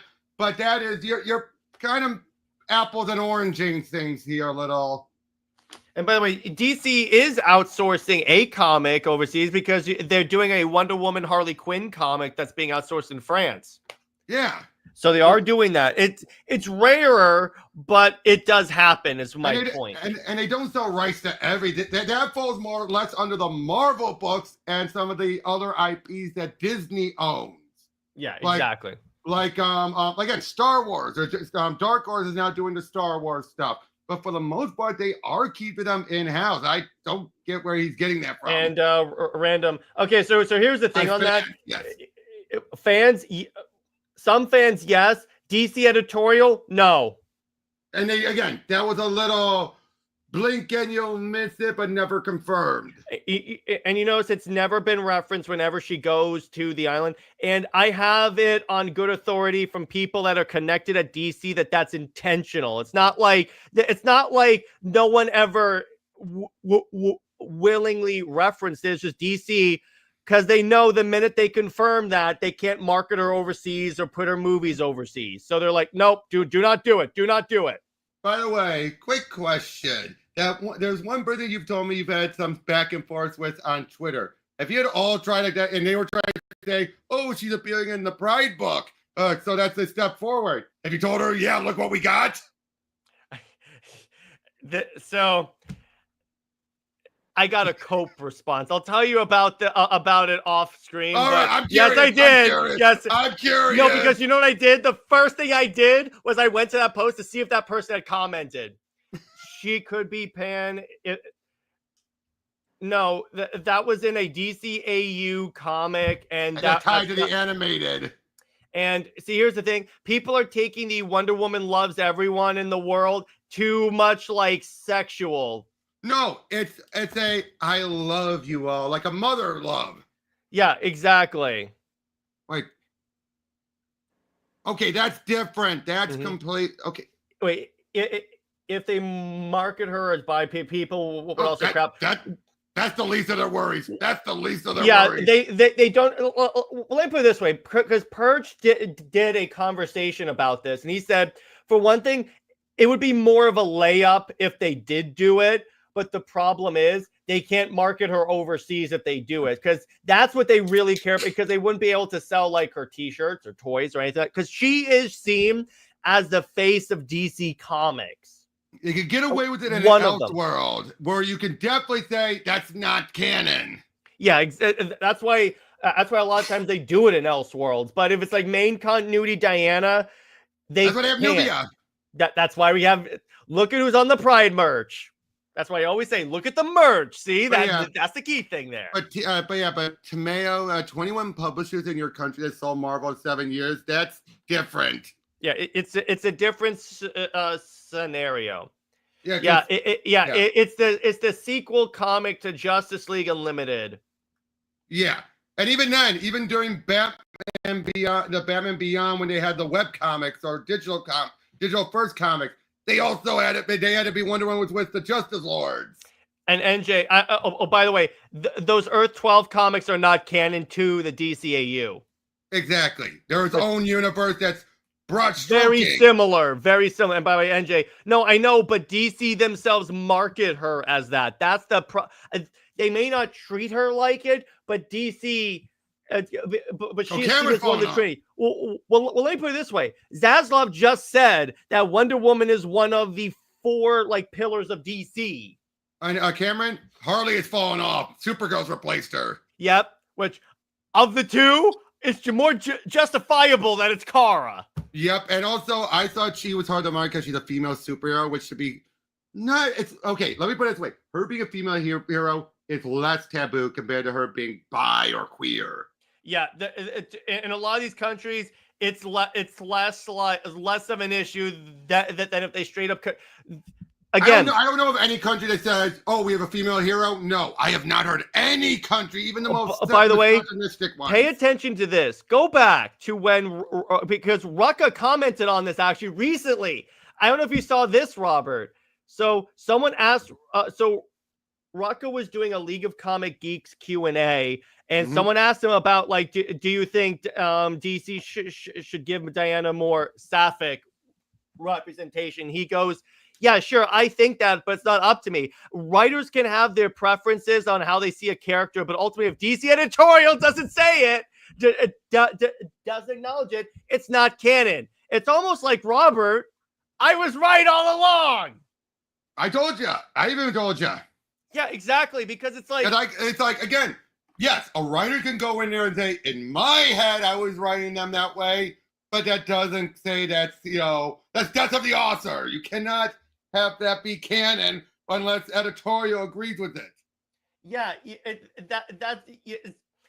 and let me put it to this way. That's why they're never going to do it. Now, I'm going to make that determination they're never going to do it, because it doesn't make business sense, and they would have to de-emphasize Wonder Woman even more than they already have to do that.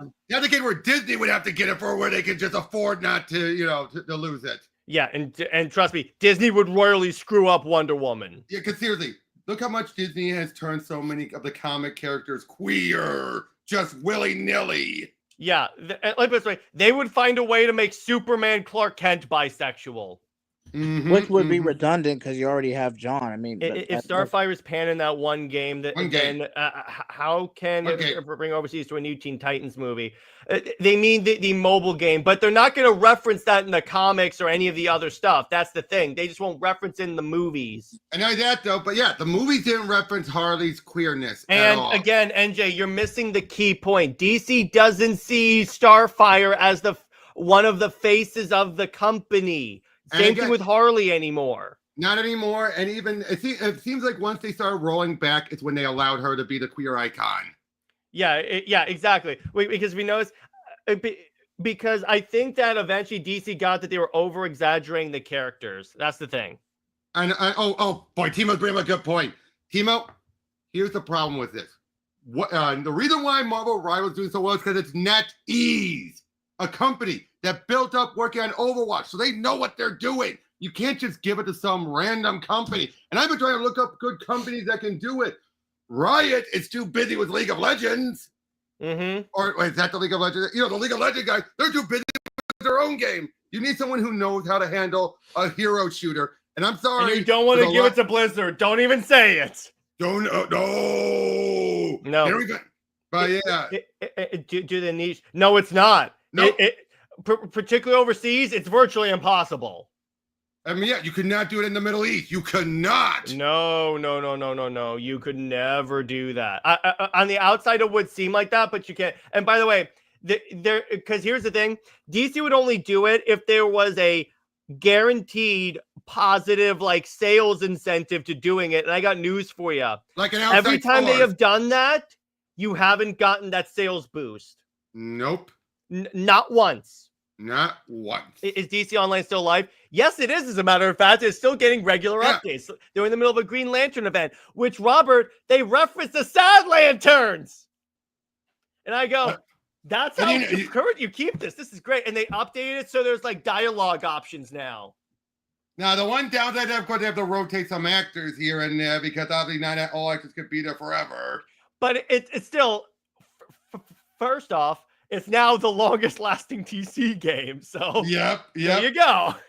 There you go. But speaking of DC games, I'm wondering, do you think a DC Cosmic Force DC game would? That's for kids. Oh yeah. All right. No, I'm sorry, Tevia. No, that's for kids. That's not good to Kingdom Come.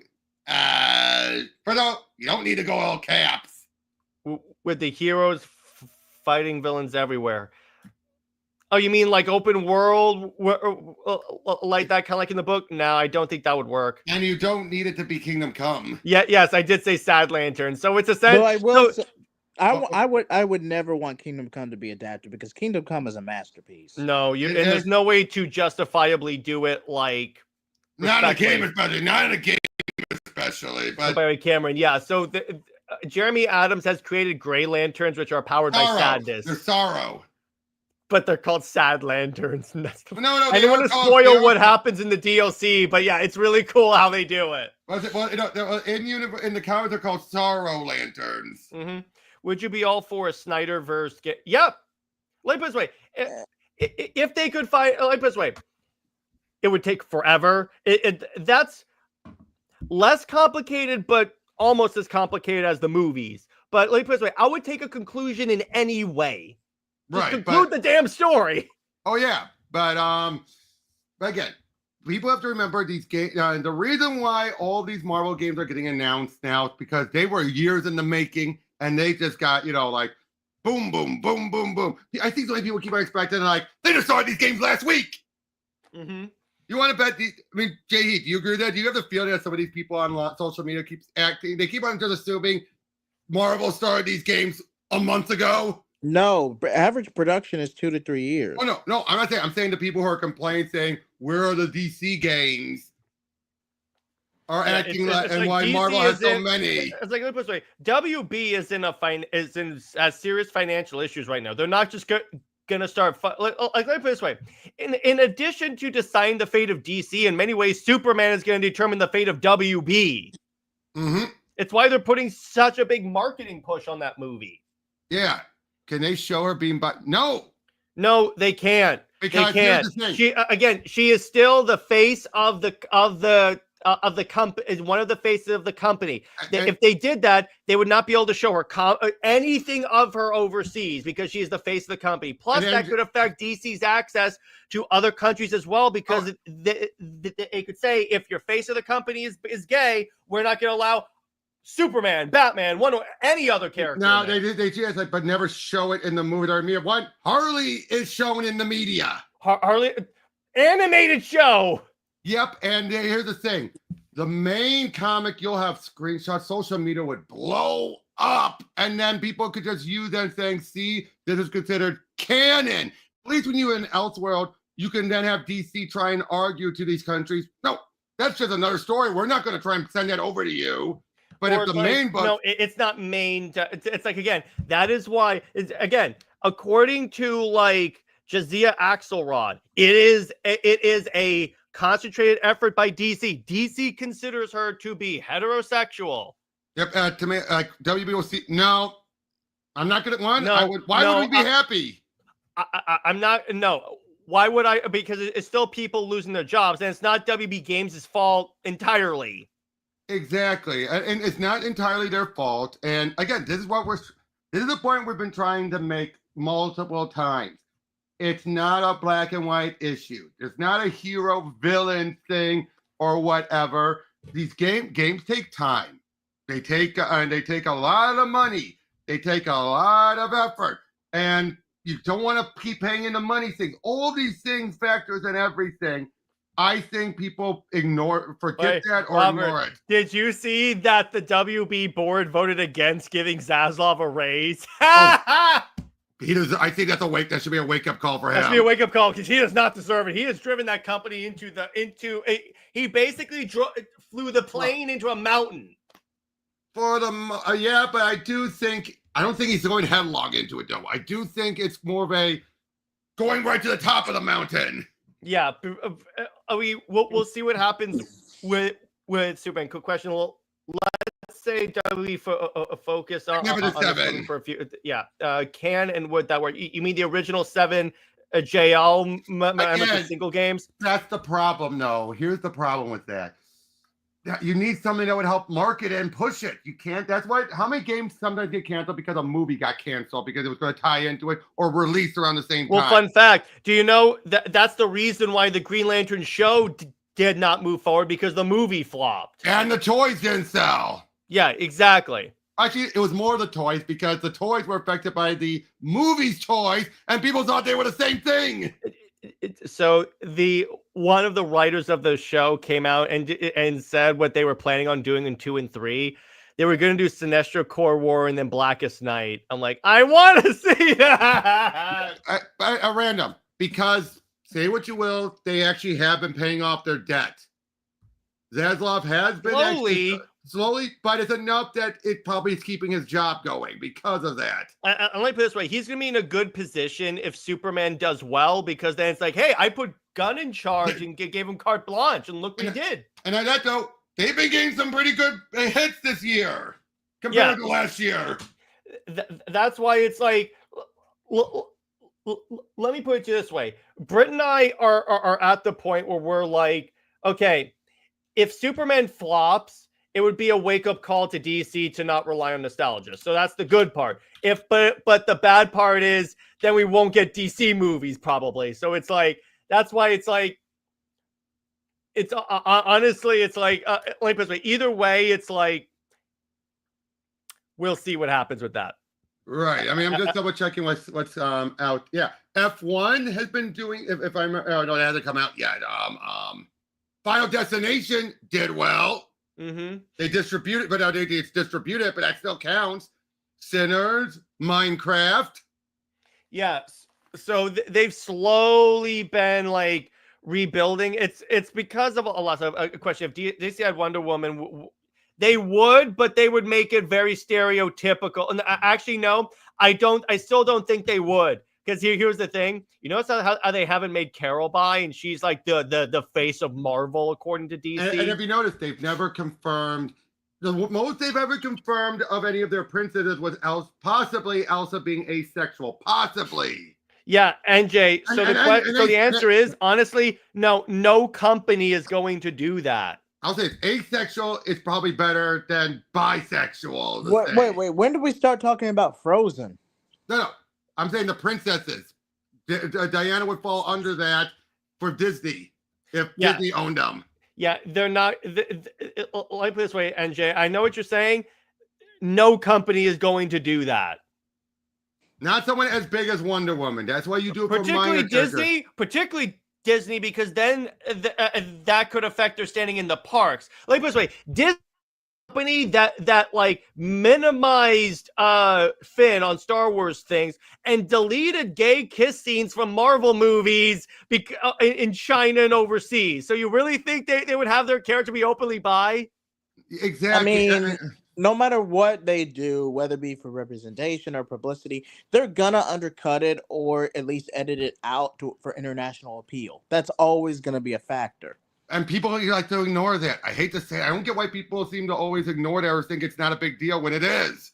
It is the big deal. It's disgusting. So, and honestly, I'd rather have them not acknowledge it than have them somewhat acknowledge it and then just downplay it overseas, because that's the most lazy way to do it. Yeah, but am I right though? Is what I would say about Elsa. Being asexual is better than overseas than being not being. You can get away with a lot. You can get away a lot more with being asexual. I think that's what Robert's trying to say. You can get away with that. You can. That's easier to overseas. That's just a label overseas. Because they're like, well, she's not having sex. Okay. It's like, okay, it doesn't really like a clash with our beliefs. So there you go. Yeah, bisexual, no. Yeah. There's no way they would do that. Yeah, exactly. It's again, NJ. It's unfortunate, but yeah. That's why I always say doing that to Wonder Woman would actually be a net negative on the character. And again, I'm not saying about you, NJ, but for others, so many people are doing it because they want to see her bang another woman.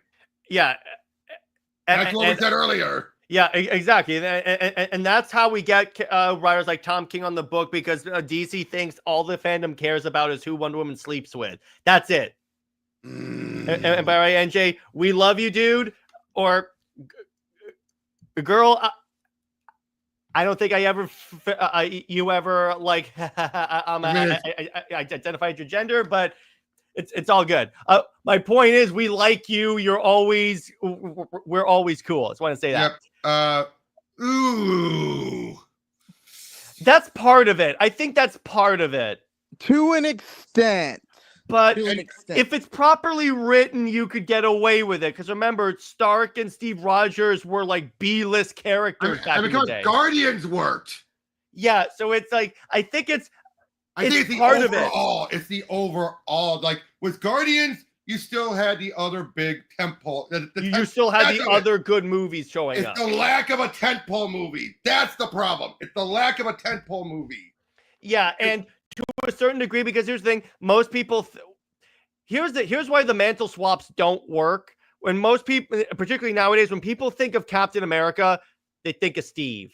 Yep. But wait, do you agree with what I just said there, JJheat? It's the lack of a tentpole movie to be experimented. Mm-hmm. To be fair, what does that do?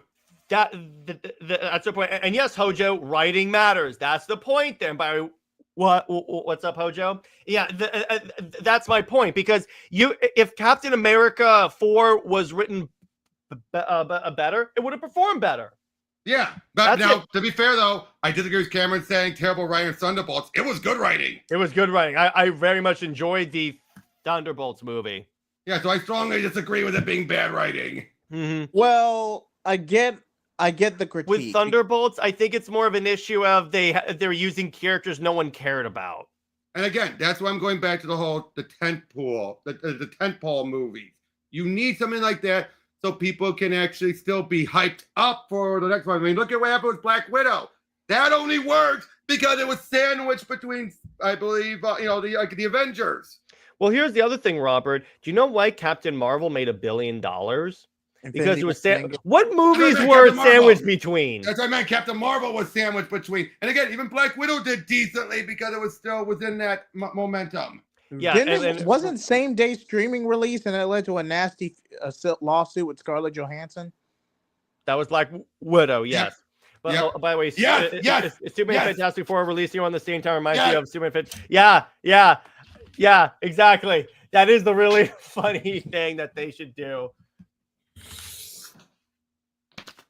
Yeah, there you go. That's what that is. That's really cool. But what do you think about people now taking the whole Barbenheimer, but they're saying it's too Jurassic or whatever? Here's why that doesn't work, because Barbenheimer, it kind of worked because those were two vastly different movies. I'll say this July is going to be one of the biggest box office. I love Cameron. Cameron's calling you out. Of course, Robert has it. Well, actually, Cameron, I have it too because I have the omnibus. But I actually have. I know. I would say Barbenheimer largely worked because it was very formulaic, it was straightforward, it knew its audience, and it played into it. But we're talking about two. No, we're talking about the fact that the whole two different movies people were combining together and excited about. No, there's that. I would not make any real combination with Barbenheimer. Barbenheimer was a relatively unique thing. All right, but I'm saying, but let's be honest. I do think July is going to be one of the biggest box office months. Oh, definitely. It's gonna be interesting because here's the thing, because one of two things are going to happen. Because a lot of what makes or breaks a movie is not necessarily how it performs when the weekend's release. It's how it performs the next weekend. Now, one of two things could happen.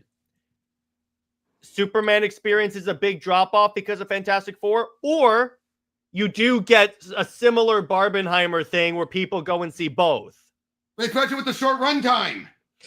That is true. So there's the equally short runtime across all three movies. I will say, and my dad said this the other day, it is nice to have the summer blockbuster back because you have Jurassic Park, Superman, and then Fantastic Four. So I'm like, whether or not these movies perform well, we're still getting big movies in the summer. And I think that was the problem when you have the long-running movies, is that sometimes it makes people have to be, they can only get one in. But I think having this, we could get people get two in one day.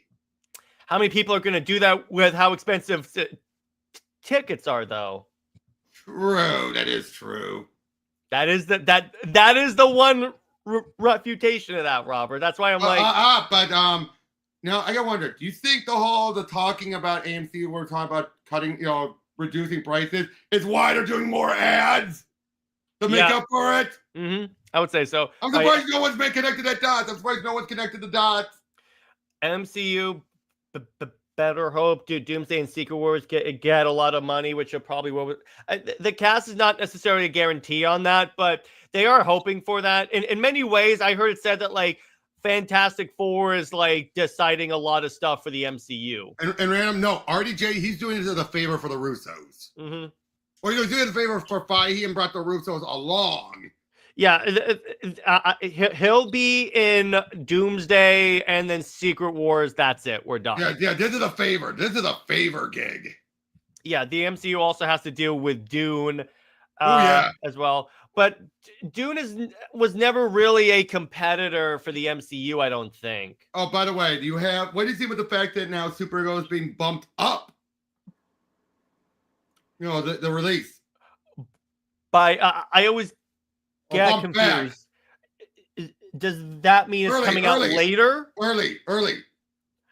Well, it could be they have a lot of confidence. Well, it shows that they have somewhat confidence in Superman, because it's like they think Superman's going to do very well. They're like, let's get some of that momentum. By the way, it's official. Superman is 100% done. Yep. Gun confirmed on that. So we now have the movie. It's like 2 hours and like 4 minutes long. Yep. And again, I'm definitely going to see multiple movies when they come out. I'm definitely going to do that. Oh, I'm going to see all three films. Absolutely. I might not see Jurassic. I might not, but I'm definitely seeing Superman Fantastic Four. Oh, yeah, absolutely. Absolutely. And yes, we will be doing streams about that in fact, the weekend Fantastic Four comes out. Britt and I are going to do a couples comparison for Reed and Sue and Superman Wonder Woman. So we need to do that. Reed and Sue, one of the best, the first couple of comics superheroes. Yeah, from the first family of comics. Actually, no, wait. Okay, first married couple. Yeah, I'll give you that. All right. Obviously, Superman Lois. I will say this, though. Superman Legacy I will say will do decent. I would say it'll probably gross 650, 700 million at the absolute lowest. At the lowest, yes. At the lowest, at the bare minimum, yes. But Do you think the Marston Conjures are? I No. think it's being. I think at least they're talking. That's what Okay. I think. NJ, here's something else.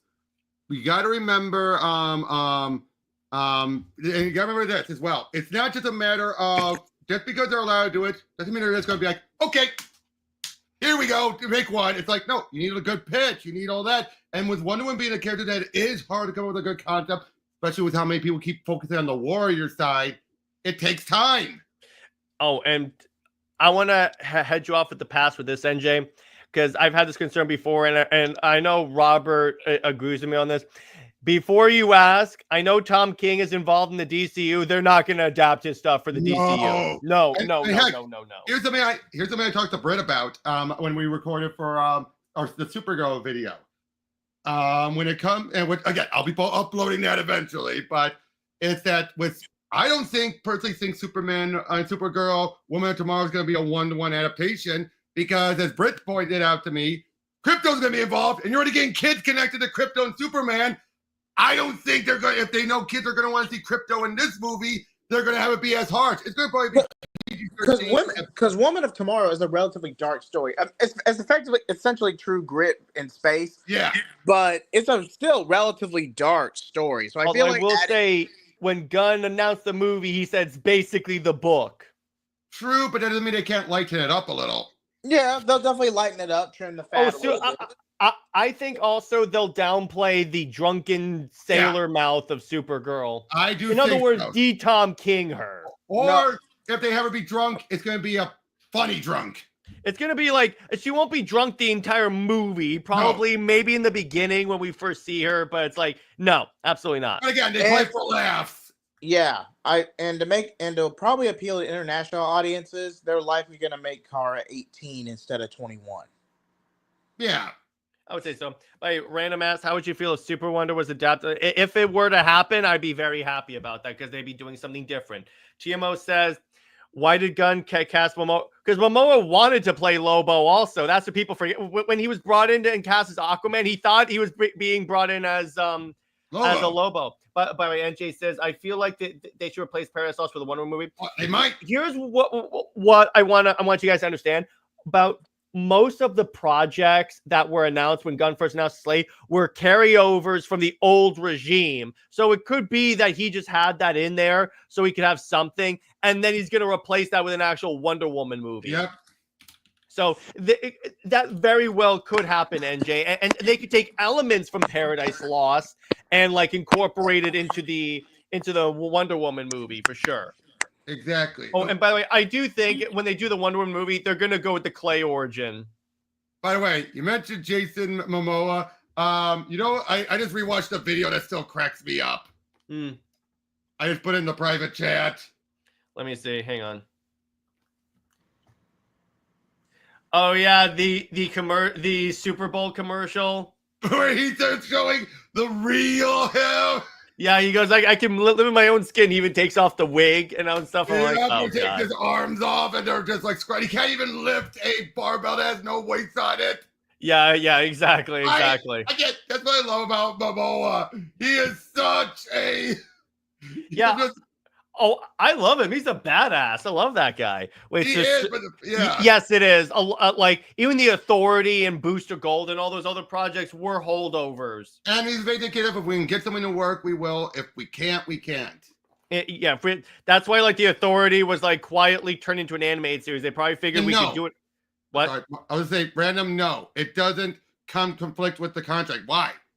No, because here's the thing: they probably got it approved by the Marston estate. Yeah. Besides, it's probably easier for them to approve when it deals with the Amazons overall. Well, NJ, okay, so here's what I'm gonna say with this, NJ. So they're doing Chloe in this movie. Now, it doesn't mean Chloe will last throughout all the movies, because again, assuming that this lasts. Now, what I will say is, in terms of like Steve as a DCU love interest, that I don't know. Well, Actually, Timo brings up a good point. You should do like a room tour, library tour. I have an old one. I got to do a new one, but I have one that's one of my watched videos showing off my collection. You should. The Authority is animated now. Yeah, it is. They kind of like retooled it into an animated show, I think. Okay. That's the most recent update on that, but I think that's going to get canceled. What do you think about that? What's your thoughts on all what we're talking about, JJheat? Yeah, go ahead. Essentially, now I do agree with Robert in the fact that a lot of James Gunn's original DCU slate were carryovers. Mm-hmm. I'll be the first to, at least the majority were. Right. But in terms of like say in terms of the whole Tom King being a movie consultant, you need this would be the first attempt at a Supergirl movie since the late 90s. So what better than Woman of Tomorrow? And Supergirl barely has any main focus storylines worthy of adapting anyway, other than her leaving to the future to be with Brainiac 5. Or the Red Lanterns. Or the Red Lanterns with the New 52. Other than those two, there's not that many. That aren't Superman heavy anyway. Yeah, they don't directly tie back to Clark in some way. But even with that, I still say if I had to at least trim the fat and, assuming Superman Legacy is going to be successful, which it relatively is going to be, I would say there is one I would retool. It would probably be Paradise Lost, because who really wants an anthology series focused on the Amazons, at least long term? Mm-hmm. Now, if this something you're going to actually commit to, hey, by all means, commit to it. But at some point, you're going to spin off to focus on Diana. Me personally, I would do Paradise Lost live action and then a Wonder Woman animated series around the same time. Oh yeah, absolutely. That would be the ideal choice. Barry Britt says at most we get the post-crisis Steve, who is more of an ally to Diana. Yes. That's the ideal way to do it. Wait, what? No, Golden Age. Steve. No. Cameron, we've been over this. We've been over this, Cameron. Wait. Well, he said for one of them. Lanterns, maybe. Yes. Sorry. I thought that was for one. No, absolutely not for one. I love Jeff Johns, but no. Yes, I do. Oh, they're asking me that. Do you? I do. You want to know where I go? InStockTrades.com. Mm-hmm. That is a great place. Because they're like around 40% off. Oh, random ask. If the DCU is already established, should Nubia Ray be the queen of the... No, it should be Apollodown. Mm-hmm. Yeah.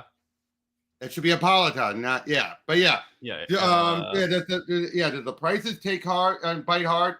No. If you're not through in stock. Well, there's in stock, and there's also organic price books.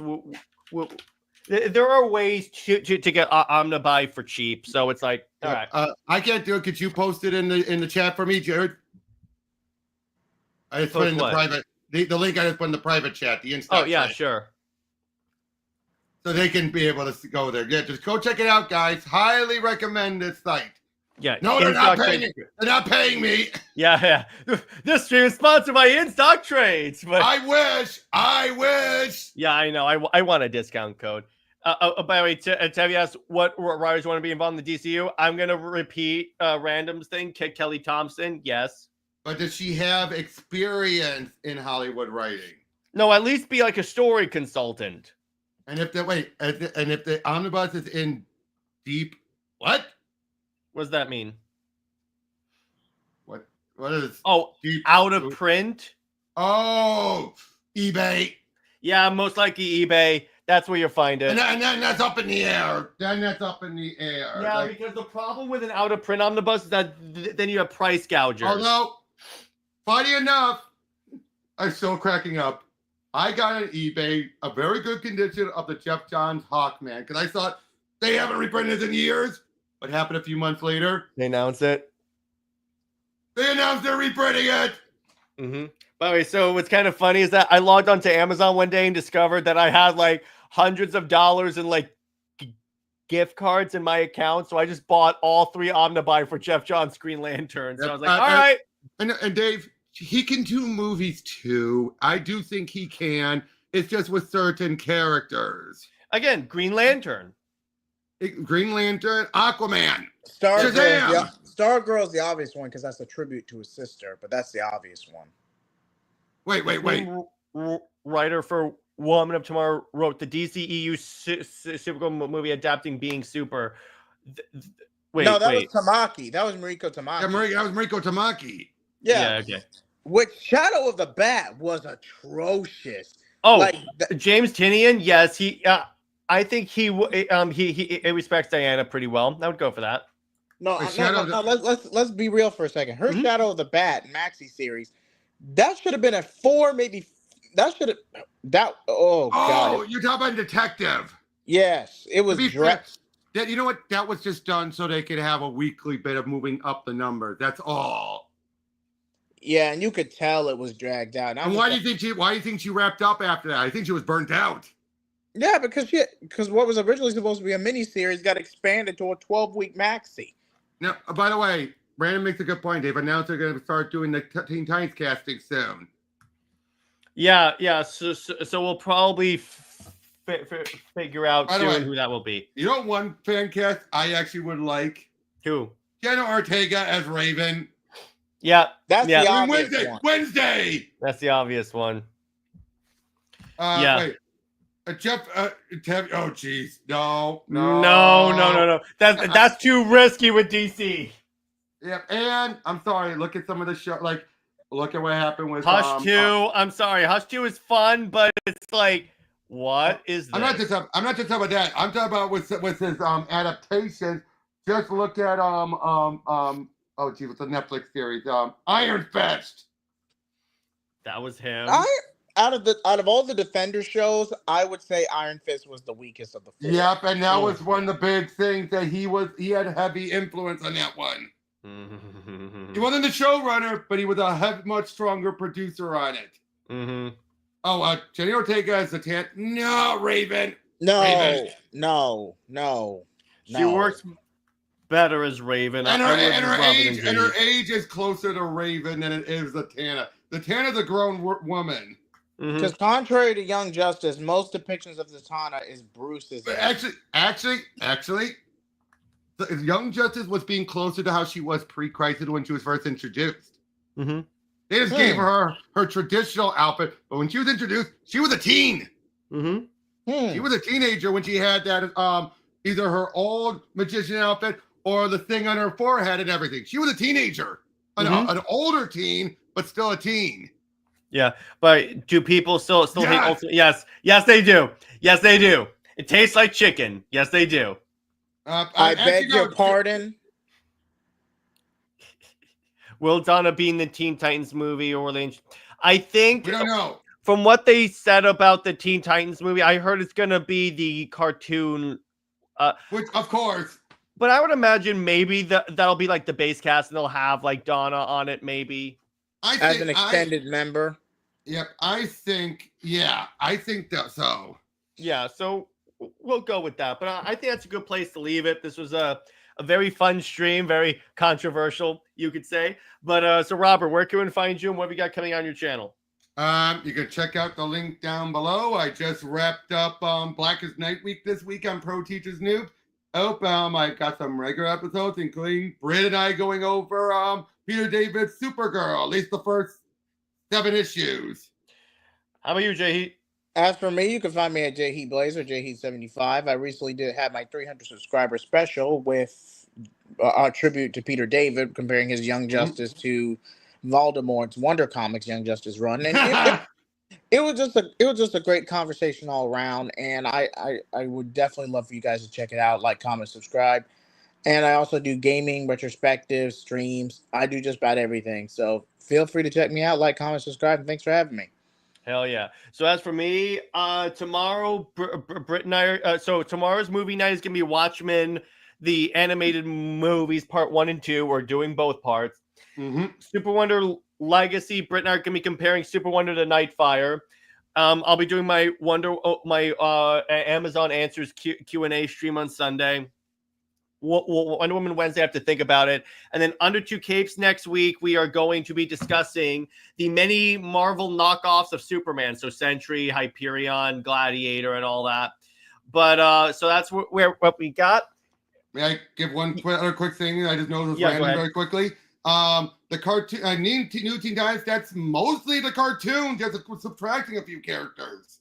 Yeah, exactly. I just want to make that. I just wanted to point that out. Yeah. So stay at work, everyone. Remember, Lois Lane is Lois Lane. But Barry, are you streaming somewhere else, or do you just do,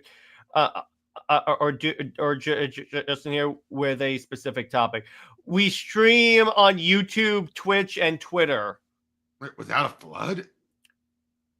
I don't know what that means, but I stream on YouTube, Twitch, and Twitter. So if you want to come on to YouTube, there's also that. But stay work, everyone. Remember, Lois Lane is Lois Lane. She belongs to General Zod. And Steve Trevor, Steve Never, he belongs 24 feet in the ground. Zois and Max about for life. I'll see you later. Bye-bye.